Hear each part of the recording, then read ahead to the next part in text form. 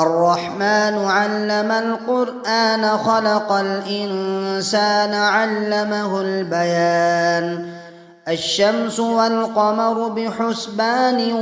والنجم والشجر يسجدان والسماء رفعها ووضع الميزان ألا تطغوا في الميزان وأقيموا الوزن بالقسط ولا تخسروا الميزان والأرض وضعها للأنام فيها فاكهة والنخل ذات الأكمام والحب ذو العصف والريحان فبأي آلاء ربكما تكذبان خلق الإنسان من صلصال كالفخار وخلق الجان من مارج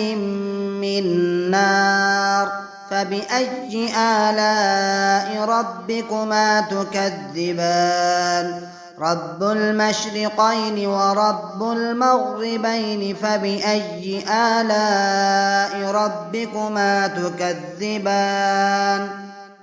مرج البحرين يلتقيان بينهما برزخ لا يبغيان فبأي آلاء ربكما تكذبان يخرج منهما اللؤلؤ والمرجان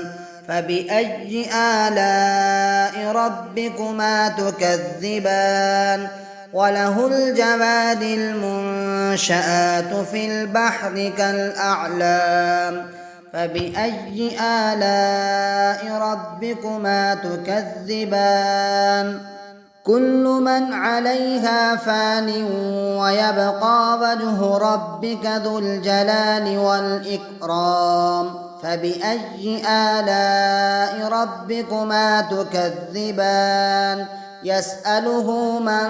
في السماوات والأرض كل يوم هو في شأن فبأي آلاء ربكما تكذبان سنفرغ لكم أيها الثقلان فبأي آلاء ربكما تكذبان يا معشر الجن والإنس إن استطعتم أن تنفذوا من أقطار السماوات والأرض فانفذوا لا تنفذون إلا بسلطان فبأي آلاء ربكما تكذبان يرسل عليكما شواظ من نار ونحاس فلا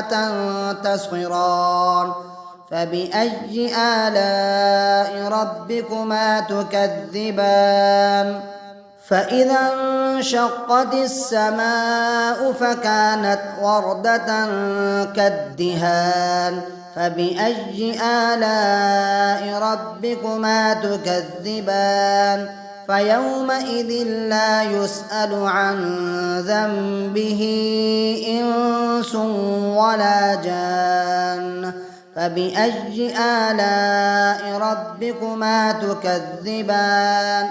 يعرف المجرمون بسيماهم فيؤخذ بالنواصي والأقدام فبأي آلاء ربكما تكذبان هذه جهنم التي يكذب بها المجرمون يطوفون بينها وبين حميم آن فبأي آلاء ربكما تكذبان ولمن خاف مقام ربه جنتان فبأي آلاء ربكما تكذبان ذواتا أفنان فبأي آلاء ربكما تكذبان فيهما عينان تجريان فبأي آلاء ربكما تكذبان فيهما من كل فاكهة زوجان فبأي آلاء ربكما تكذبان متكئين على فرش بطائنها من استبرق وجنى الجنتين دان فبأي آلاء ربكما تكذبان فيهن قاصرات الطرف لم يطمثهن إنس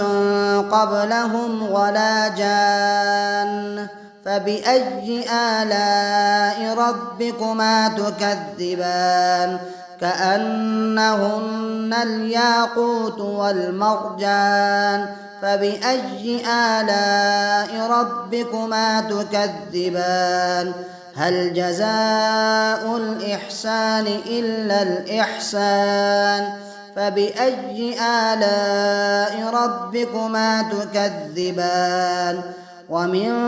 دونهما جنتان فبأي آلاء ربكما تكذبان مدهامتان فبأي آلاء ربكما تكذبان فيهما عينان نضاختان فبأي آلاء ربكما تكذبان فيهما فاكهة ونخل ورمان فبأي آلاء ربكما تكذبان فيهن خيرات حسان فبأي آلاء ربكما تكذبان حور مقصورات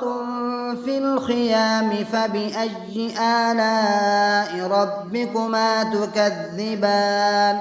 لم يطمثهن إنس قبلهم ولا جان فبأي آلاء ربكما تكذبان متكئين على رفرف خضر وعبقري حسان فبأي آلاء ربكما تكذبان تبارك اسم ربك ذي الجلال والإكرام.